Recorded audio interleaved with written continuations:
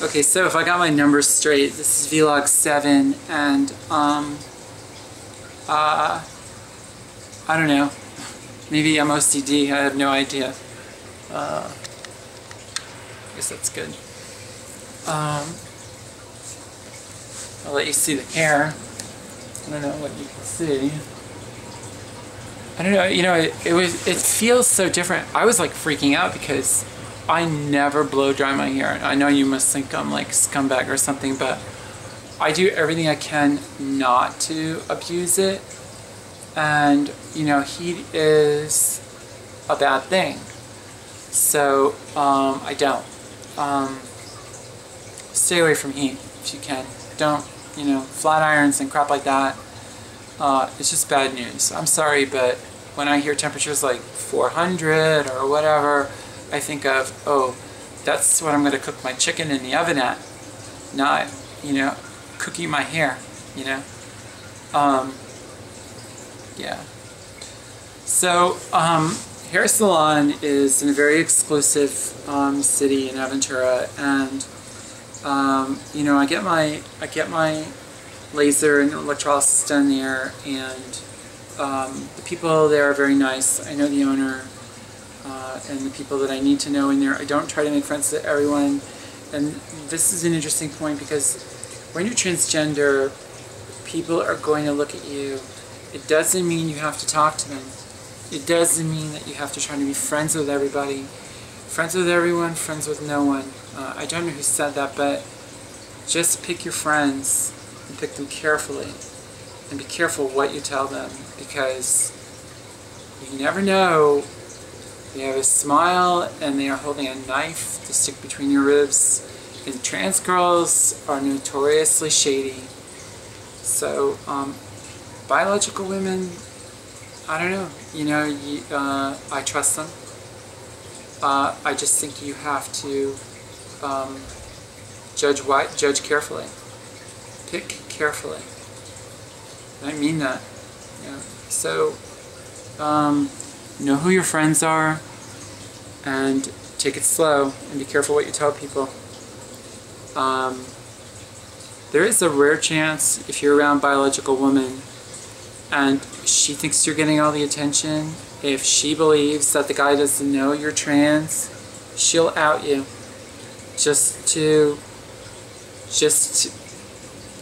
You wouldn't be surprised at how many women are carrying a knife. And they are getting ready to stick it between your ribs at any moment. So always be ready for that, and never be that attached to anyone where you get emotionally upset. Just giggle, and you know, that's it. I mean, I've had episodes with people who say stuff to me, and you know what? I burn that relationship so fast. I've been in error in the past in not doing that, and I've gotten hurt big time and wasted enormous amounts of time. So when your bullshit meter goes off, and you know, you don't like the way you're being treated and someone's clearly disrespecting you, there's probably not too much you're going to be able to do to change their behavior. They are the way they are. Salon was great. Got my hair, you know, I got my hair washed, and I'm so freaking tall that it's almost comical. But I'm starting to believe it's more of a positive than a negative. I think things that you will believe about yourself, being trans, are not necessarily correct. They are your perception. Try not to skip ahead. There are women I know in there, I've been going over there for like a year and a half, and the stylist in the adjacent chair where they do hair, she says to me point blank, she says, "You look amazing, like amazing." And I read people well enough to know that she was being serious, and I'm only saying this not for self-aggrandizement or toot my own horn or whatever. I'm simply saying you reap what you sow. You grow corn, you're going to pick corn. If you grow weeds, you're going to pick weeds. So that translates like this. If you work your ass off and you know that you look good, like, you know, there's sort of like expression, if you count your pennies, the dollars will take care of themselves. Well, if you break down your different components, like if you take care of your face, and if your body's good, and if you exercise and all that, when you put it all together into that proverbial dollar, okay, you know you've got a good package, and your package is you from head to toe. So, you know, when someone says like that to me, I feel confident enough to know she's not full of crap, and I know she's being serious. I got shocked. You know, I called and I kind of knew how much it was going to be, and so I'm going in there thinking $35-40 for a cut, and it turned out to be 60. So, you know, you gotta act like a lady, and you can't let people see you lose your cool, but you can be firm. So I said, can you get the hairstylist over here? I want to know what the breakdown is. Turned out that, just like the endocrinologist, okay, this guy upsold me by not asking and just saying, just going ahead and starting blow drying my hair. I didn't ask for it. I kind of knew I was about to get charged, and I just decided I'm kind of curious what it looks like, because I don't blow it at all, ever, never, never, never. And my hair has been way longer than this. It's been as long as 30 inches from here, 30 inches down my back. And I don't blow. I used to blow it a little bit in the winter when it was like freezing, below freezing and stuff, but really marginal. You don't want to blow dry your hair if you can avoid it. Don't worry about what people think. Screw them. You know, if your hair is wet, your hair is wet. I see tons of girls on the streets of Manhattan, females, you know, who had wet hair, and they're on their way to work, and their hair dries, and and who cares, and that's the end of that. And it'll dry. And I have lovely, you know, my hair gets like lovely wavy, and right now it's like dead straight. It's like, it freaked me out. I was like, wait. This guy cut hair, you know? Did he, like, cut a shitload of layers in it or something? I know my French is horrible, right? I speak French just fine. So I try to hold my tongue, but I am a bit of a sailor, I guess. Sailor's mouth. Be very careful what you get hit up for. If they start doing stuff that you didn't expect, what does this price include? Oh, it just includes the haircut. And how much are you charging me for the blow dry?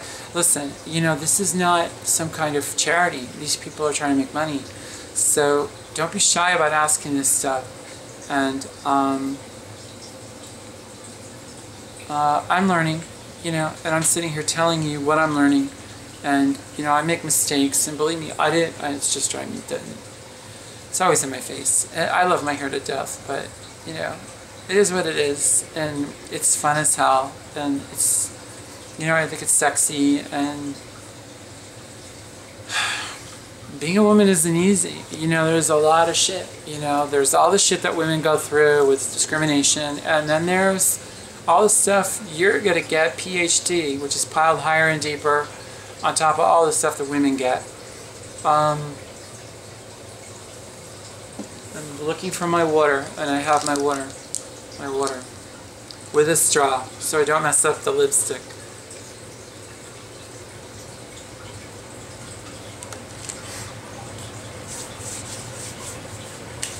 Don't get taken for a ride when you go into the salon. Know what you're paying for, know what you're getting for your money, and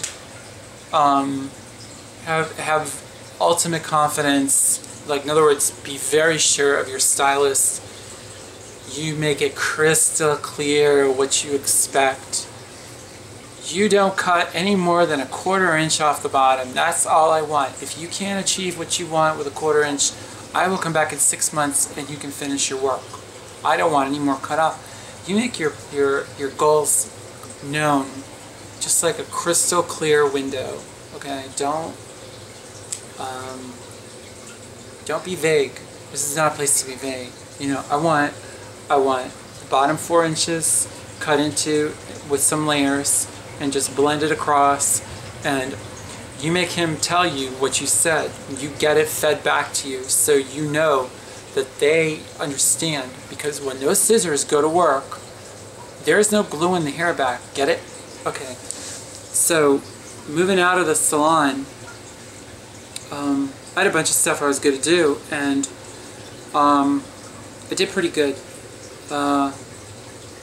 I felt like I wanted to go to something else, and I really did need to take care of my car, and I'll leave that for Sunday. And I think I'm going to do my makeup and do it all over again, and I'm not fully transitioned yet. I mean, I was, and then I kind of came back for some specific reasons I'll discuss like in the future, but that's why it's easier for me than it is for some girls, because I know exactly what to expect. I know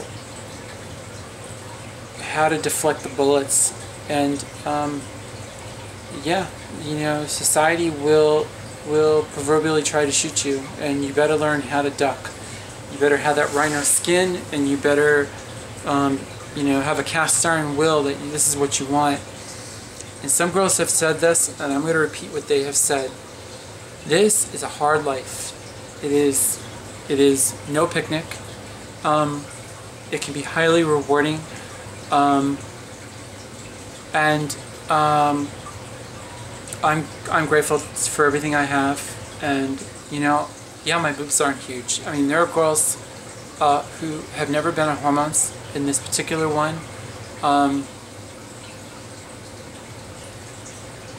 I wish I could remember her name. I'll look it up. She's all real. She hasn't had a drop of surgery, and her boobs are just, they're lovely. She's on her way to she's like a CD cup. You might get that from just being young. And, you know, but anyway, don't forego education. And I know that sounds like a strange thing, like, you know, kids don't do drugs, that sort of thing, but if you're young and you're watching this, you will learn something, I'm sure. Among that stuff that you're going to learn,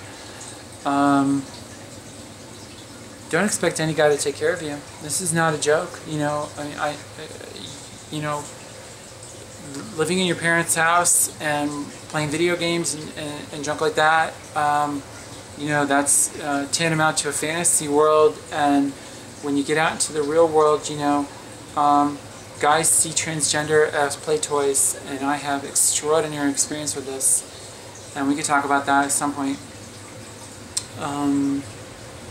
But don't trust that men are going to take care of you and going to pay your surgery and all this other junk.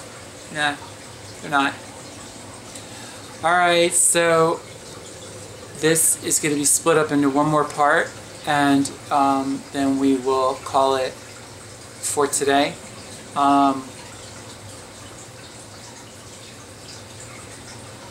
If you know what you want and you're clear in the head, a lot of other stuff will be easier for you.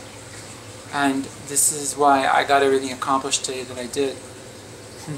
We'll talk about that more later. Love you. Thanks for watching. Bye.